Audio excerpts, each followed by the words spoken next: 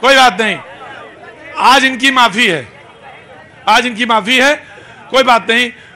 किसानों का जो सवाल उधर से पूछा गया था, किसानों का उचित दाम क्यों नहीं मिलता, यह सवाल था। इधर कोई जी बहुत देर से खड़ी, एकमात्र हमारी सबसे महिला है यहाँ पर, और कोई है ही भी नहीं यहाँ पे। भाई विदिशा में कोई रहता ही नहीं है क्या? उतनी दूर क्यों खड़ी हैं आप? आगे आइए, जब उनको एक जगह दीजिए, हटिए आप, सामने से हटिए, उनको आने दीजिए आगे। जी पूछिए सवाल, क्या नाम है आपका? सर मेरा नाम डॉक्टर मेघा दुबे है। मेघा जी आगे आइए, अंदर आइए, और सब बल्कि मैं तो कहता हूँ बीच में यहाँ सवाल पूछिए, कम से कम इन लोगों को दिखे तो सवाल। जी आइए, रजिस्टर करिए अपने को। जी बहुत बहुत स्वागत है डॉक्टर साहब। सर मैं पहले तो नमस्ते करना चाहूंगी सभी से जी। और मेरा सवाल है, हमारी सरकार रोजगार कहती है कि हम इतने युवाओं को रोजगार दे रहे हैं, लेकिन हमारा रोजगार छीन लिया गया। हमने कोविड के टाइम पे सारे स्वास्थ्य विभाग में, हमने कोविड के टाइम पे हमारे और भी सारे चिकित्सक थे, हमारे स्वास्थ्यकर्मी थे, सबको उन्होंने अप्लाई करवाया। हमने 2 साल तक कंटिन्यूसली उनके साथ मेहनत की, काम किया, सरकार का साथ दिया, लेकिन आज वो सरकार हमारे साथ नहीं है। आज उन्होंने हमें निकाल दिया है, हमारी वैकेंसी छीन ली है, हमारी नौकरियां छीन ली हैं, जिनसे हमारे बच्चों का, हमारा घर चल रहा था, वो सब कुछ चला। कोरोना के समय में डॉक्टर साहब ने सेवाएं दी, लेकिन कोरोना के बाद में क्योंकि वो टेम्परेरी सेवाएं हो रही होंगी, लेकिन हमने सेवा की थी और हमने हमारी सरकार का साथ दिया था, लेकिन आज वो सरकार हमारे साथ नहीं है। सर डॉक्टर साहब मैं ये जरूर कहूंगा कि जरूर होना चाहिए, हर आदमी के पास काम होना चाहिए, जॉब होना चाहिए, और आपने उस समय मानव जीवन की सबसे बड़ी सेवा की। पहले तो मैं प्लीज कहिए तो प्रोग्राम बंद कर दूं। जब आप तड़प रहे थे तो ऐसे बहुत सारे शूरवीर, इनको कहता हूं मैं, ये लोग आगे बढ़ के काम कर, प्लीज इनके लिए क्लैप करिए। डॉक्टर साहब मेरे हिस्से में जितना है मैं उतना जरूर करूंगा, आपका सम्मान करता हूं, आप यहां पे हकदार हैं, आप प्लीज यहां खड़े होइए। जी प्लीज खड़े होइए। सवाल आपने रख दिया है और वो प्रश्न ऐसा है, चिंतनीय है। जब एक समय मानव जीवन पर संकट था, उस समय कोरोना के समय में आप लोगों ने, डॉक्टर्स ने बहुत साथ दिया। मैं आपका जी एक और बात कहना चाहती, जी बोलिए। सर हमारी सरकार ने बहुत सारी ऐसी योजनाएं बनाई जो फ्री में बांट रहे हैं। वो फ्री में क्यों? हम इनकम टैक्स दे रहे हैं, हम मिडिल क्लास से हैं, हम भी तो महिलाएं हैं ना सर, हम इनकम टैक्स देते हुए काम कर रहे हैं, लेकिन वो महिलाएं जो घर में है। अरे कांग्रेस कह रही है बहुत अच्छा, सबसे ज्यादा आप ही बोल रहे हैं, ये फ्री आप भी कह रहे हैं, और ये कहां से सीखा है मुझे मालूम है फ्री वाला।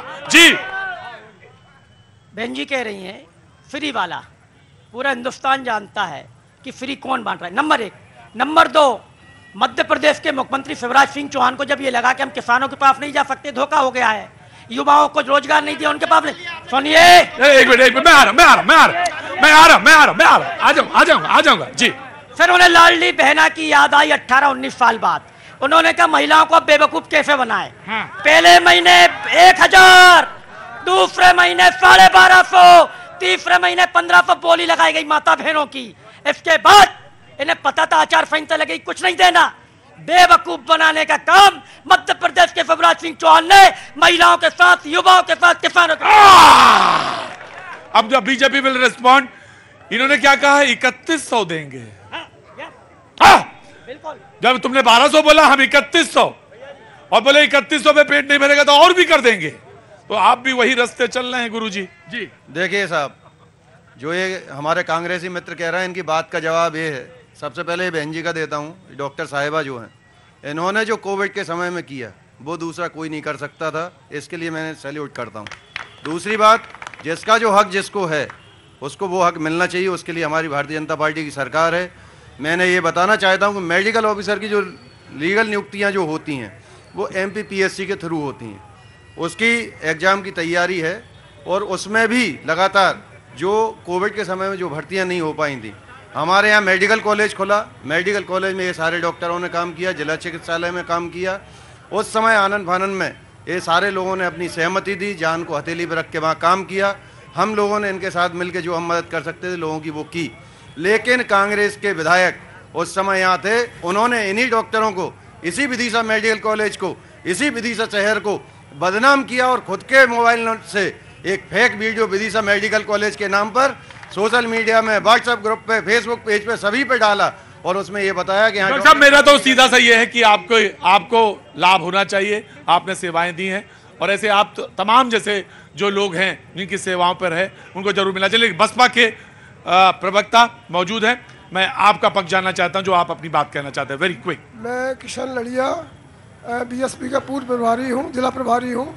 मैं संविधान को मानने वाला हूं। संविधान, जैसे कि अभी धर्म की बात चल रही थी, तो मैं इंसानियत का धर्म मानता हूं, धर्म में विश्वास नहीं रखता हूं। जहां इंसानियत नहीं हो धर्म किस काम का, ये मैं कहना चाहता हूं। दूसरी बात, जहां सरकार ने अभी जो आरक्षण की बात चलती है, अभी लोगों को जो टिकट दिए हैं बीजेपी और कांग्रेस ने, तो कांग्रेस बीजेपी एक सिक्के के दो पहलू हैं। कभी कांग्रेस कभी बीजेपी, कभी पब्लिक ने यह भी नहीं सोचा कि इसका भी कोई औचित्य है। आपके पास तो सत्ता की चाबी रहती है, चाबी अब रहेगी। बोले अब हमारे पास सत्ता की चाबी, एक बार पूछ लिया 5 साल बाद नंबर आएगा। सत्ता की चाबी सबके पास है, चोर चोर मौसेरे भाई सब हैं। भाजपा, कांग्रेस, सपा, बसपा, आप सब चोर चोर मौसेरे भाई। बात करते हैं धर्म की, पहले सनातन धर्म पे आता हूं क्योंकि मैं हिंदू भी हूं, ब्राह्मण भी हूं। पहले सनातन धर्म पे आता हूं। हमारा सनातन धर्म अहिंसा पे आधारित है।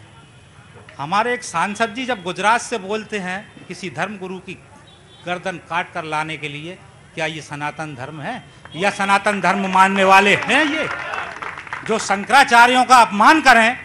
हिंदू धर्म के सर्वोच्च गुरु चारों शंकराचार्य हैं, उनके अलावा